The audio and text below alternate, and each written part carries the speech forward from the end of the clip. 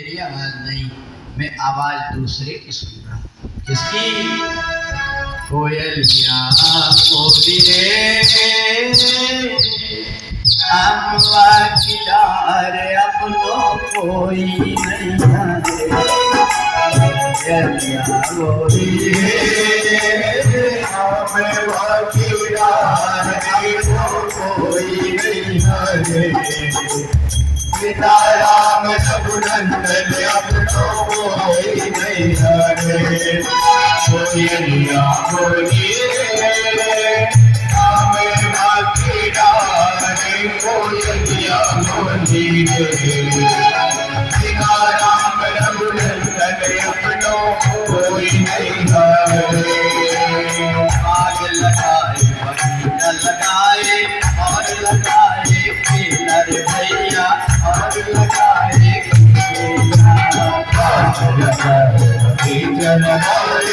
और लगाए किन्नर भैया और लगाए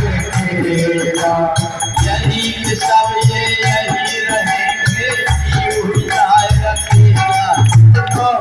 कोई नहीं हरे राम रघुनंदन अपनों कोई नहीं हरे।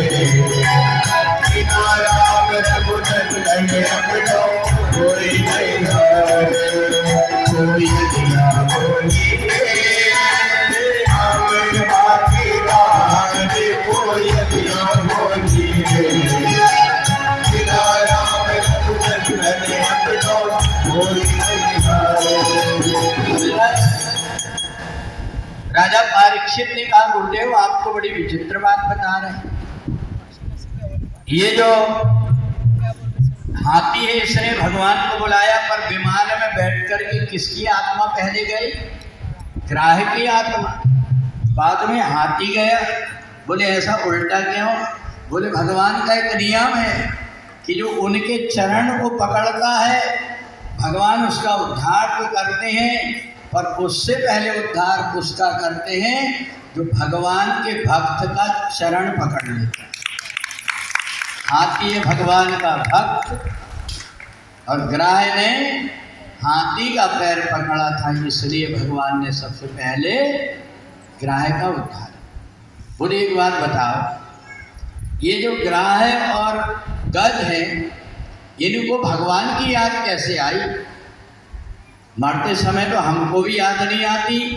बोले हाथी पहले जन्म एक राजा था, इसका नाम था इंद्रद्युम्न और जो ग्राह था पहले जन्म में इसका नाम हुहु नाम का गंधर्व था। पहले जन्म की भक्ति इस जन्म में भी काम आ गई और दोनों का उद्धार हो गया। तो इसलिए भगवान की जो भक्ति करता है एक ना एक दिन उसको भगवान मिल ही जाते हैं। तो इसलिए हम लोग परमात्मा से जब जुड़े रहते हैं तो परमात्मा की कभी न कभी कृपा हो ही जाती है। इधर सुखदेव जी ने राजा परीक्षित से मनमंत्रों की कथा बता करके कहा कि एक समय भगवान ने देखा कि बलि जो यज्ञ कर रहा है 100वां यज्ञ पूरा हो जाएगा तो फिर इंद्र का इंद्रासन उसको मिलेगा। तो इसलिए जब कश्यप ऋषि की पत्नी अदिति दुखी हो गई तो उनको कहा कि देखो गाय के दूध में इलायची और मिश्री डाल करके ओम नमो भगवते बोल करके तुम दूध पीना, उससे ऐसा बालक होगा जो इन राक्षसों को परास्त कर देगा। और अदिति ने वही किया, उससे एक बालक का पैदा हुआ। जो बालक पैदा हुआ वो केवल 52 अंगुल का था, इसलिए इंद्र का छोटा भाई था उपेंद्र, परंतु उसका नाम छाप उसकी पड़ गई। क्या पड़ गई? वामन। जैसे अपन कोई ठीक नहीं रहती ना, क्या बोलते हैं अपन? बौनी। तो ऐसे ही भगवान का नाम वामन पड़ गया। अब जब उनका जनेऊ संस्कार हुआ तो जनेऊ संस्कार में भिक्षा मांगने के लिए जाते हैं। भिक्षा मांग करके देवगुरु बृहस्पति के पास आए, बोले नहीं इतने में काम नहीं चलेगा, जाओ तुम। कहाँ? बोले एक जगह पर जहाँ जिसके पास से ये सब लोग आए हुए हैं, और जबलपुर वाले तो उसके और भी नज़दीक हैं। कौन सी नदी है? अरे देती नर्मदा माई रे, देवी नर्मदा माई रे, भूमि को भोजन जाति को पानी, देवी नर्मदा माई रे, देवी नर्मदा माई रे, देवी नर्मदा माई रे, भूमि को भोजन जाति को पानी, देवी नर्मदा माई रे, देवी नर्मदा माई रे।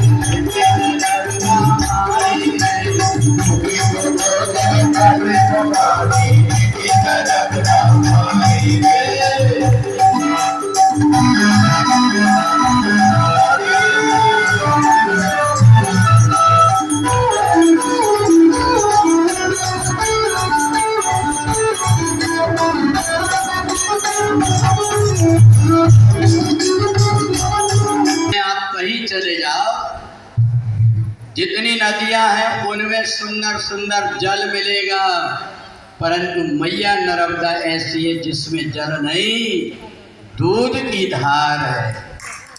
तो इसलिए एक वो ही माँ है जिसके आसपास परिक्रमा होती है और कोई नदी नहीं है जिनके आसपास। ये समुद्र कितने उछल रहे हों, कितने बड़े हों, परंतु माता नर्मदा के प्रभाव के आगे कोई नहीं है, क्योंकि महाप्रलय में भी माता नर्मदा का कभी विलोप नहीं होता, ऐसी माता नर्मदा है।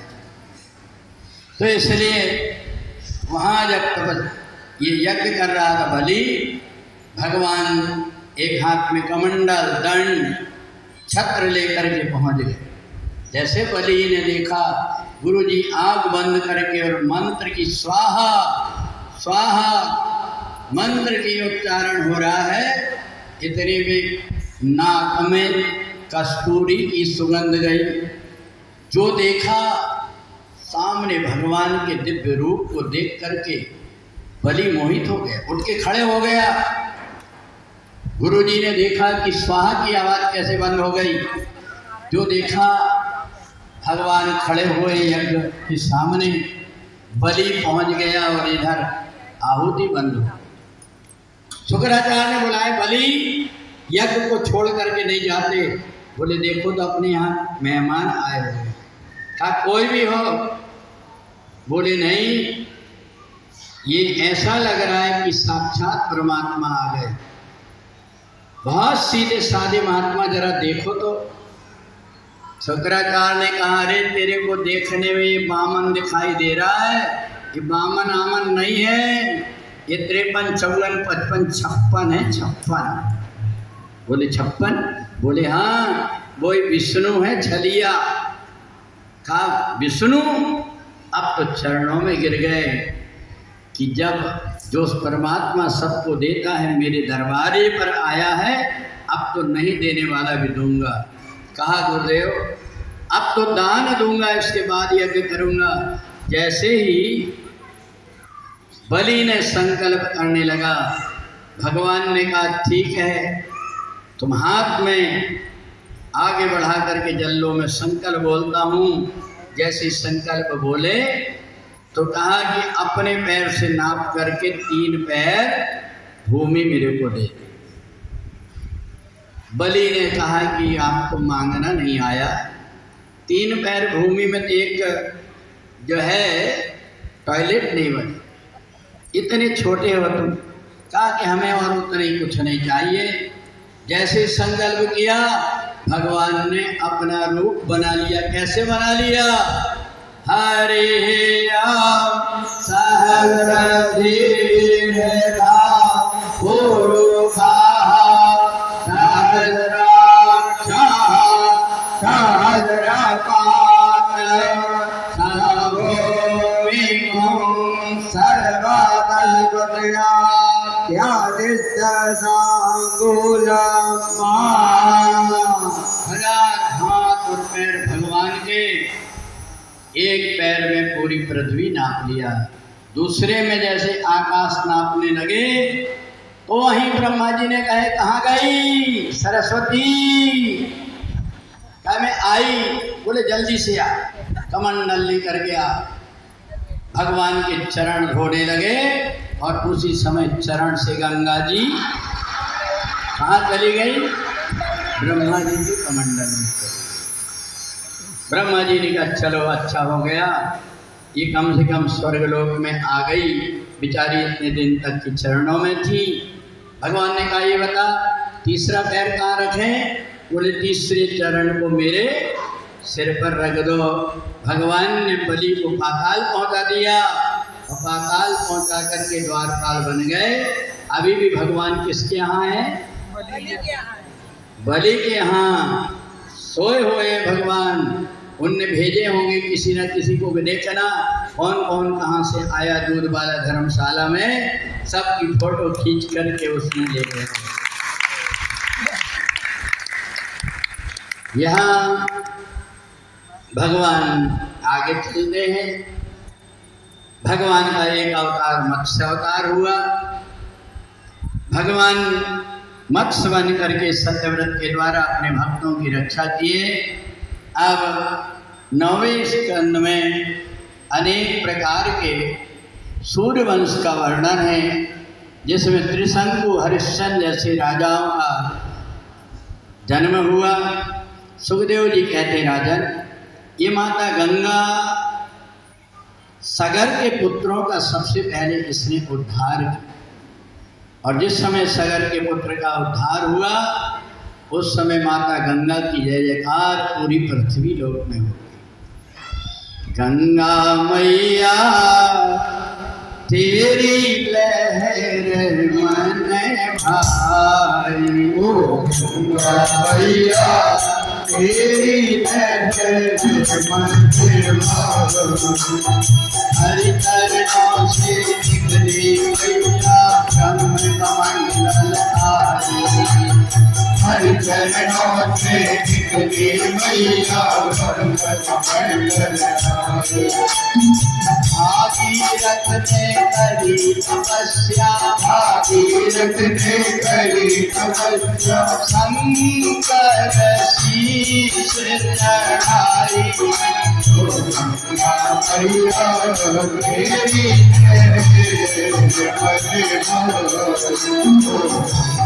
मैया तेरी भारत भूमि पावन की आगे अधम अधारे। भारत भूमि पावन की सारे अधम अभागे। 60,000 सगर सुतकारे, 60,000 सगर सुतकारे, गंगा सागर धारी। मैया तेरी गंगा मैया तेरी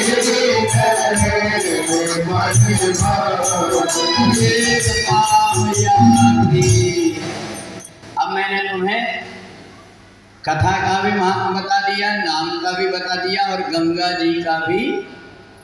सबसे पहले सगर पुत्रों का उद्धार करके माता गंगा, और अब इधर इन्हीं सगर के वंश में राजा दशरथ हुए, जिनके यहाँ पर आपने देखे भगवान राम का अवतार हुआ। वही राम जी की जिंदगी की हम मीठी मीठी कथा को सुनते रहते हैं। भगवान राम थोड़े बड़े हुए, विश्वामित्र जी के साथ में यज्ञ की रक्षा करके और राजा जनक की नगरी में पहुँचे। तो राजा जनक की नगरी कैसी है? कैसी है? पुर नर नारी सुभग सुचि संता, पुर नर नारी सुभग सुचि संता, हरा में शील ज्ञानी गुणवंता। हरा में शील ज्ञानी गुणवंता। नारी सुभग सुचि संता, पुर नर नारी सुभग सुचि संता, हरा में शील ज्ञानी गुणवंता। हरा में शील ज्ञानी गुणवंता। भगवान राम का जब प्राकट्य हुआ तो उस समय राजा जनक की नगरी में सप्त ऋषि एक देवी का चंडी यज्ञ कर रहे थे। और जब चंडी यज्ञ कर रहे थे उस समय पर रावण के दूतों ने आकर के धावा बोल दिया, महात्माओं को पकड़ लिया, कहा तुम बिना रावण के बिना पूछे अनुमति के यज्ञ कैसे कर रहे, टैक्स दो हमको। महात्माओं ने कहा हमारे पास और तो कुछ नहीं है, कहा तुम्हारे शरीर को काटो, खून टैक्स के रूप में दो। तो जैसे ही महात्मा लोगों ने काटे, राक्षसों ने देखा रखने का कोई पात्र नहीं है, एक मटकी में देवी जी की मूर्ति बना करके और श्री सूक्त का पाठ करके देवी का नमो देवी महादेवी शिवाय सप्तम नमः भगवती जगदम्बा की स्तुति कर रहे थे। उसी मटकी को देखे नहीं, जल्दी जल्दी में सप्तऋषियों का खून वहाँ इकट्ठा करके ले गए, रावण के पास ले गए। रावण ने देखा इसमें कन्या कहाँ से आ गई, तो कहा महाराज हमने तो अभी ताज़ा खून लेकर के आए, कन्या कहाँ से आ गई हमें नहीं पता। बोले संतों ने क्या बोला था? बोले उन्होंने कहा था जहाँ ये हमारा खून जाएगा वहाँ अकाल पड़ जाए। बोले ले जाओ राजा जनक की नगरी में गाड़ दो। राजा जनक की नगरी में गाड़ दिए। अब सदानंद जी बड़े चिंता में हो गए। इधर राजा जनक को बुला करके और हल लेकर के सुनैना और राजा जनक को जैसे ही पूजन करके आगे बढ़ाए, हल की नोक फंस गई और वहाँ से एक मटकी के अंदर से सुंदर अष्टभुजा के रूप में माता जी प्रकट हो गई। बोले जगदम्बा मैया की जय। दिखा दिखाओ माता जी की दर्शन कराओ। हो माँ अम्बे तुम्हारा अम्बे तुम्हारा भजन कदम करता अम्बे तुम्हारा अम्बे तुम्हारा कदम कदम बरसात हो माँ अम्बे तुम्हारा जगदम्बे तुम्हारा कदम कदम करता अम्बे तुम्हारा जगदम्बे तुम्हारा चलते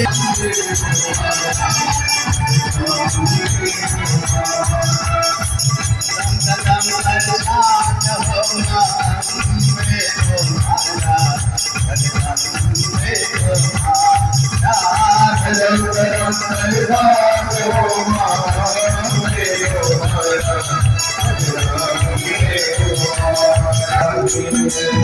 इतने रूप बदल के माँ भक्तों की लाज बताती है।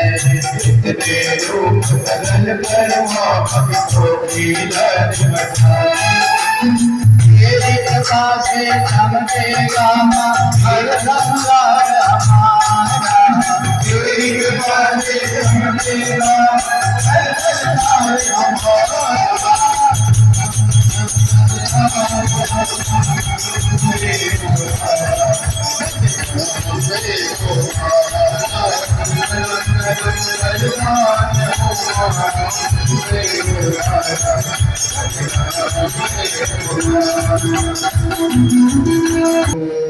यहाँ आसन है।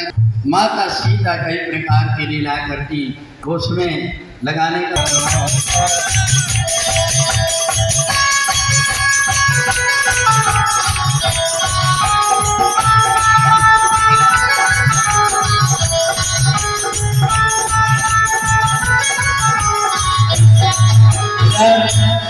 सारे राजा महाराजाओं के देखते देखते भगवान राम ने गुरुदेव की आज्ञा मान करके और तुरंत धनुष उठाया और उठा करके धनुष को बीच में से तोड़ दिया।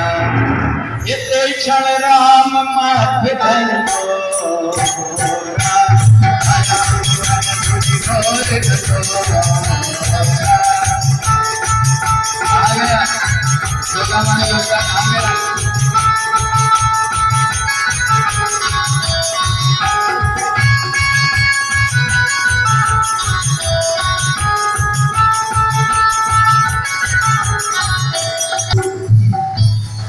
यहाँ पर घूम रहा घुमाए भगवान राम ने जैसे धनुष को गौरी इधर ऊपर आओ जल्दी।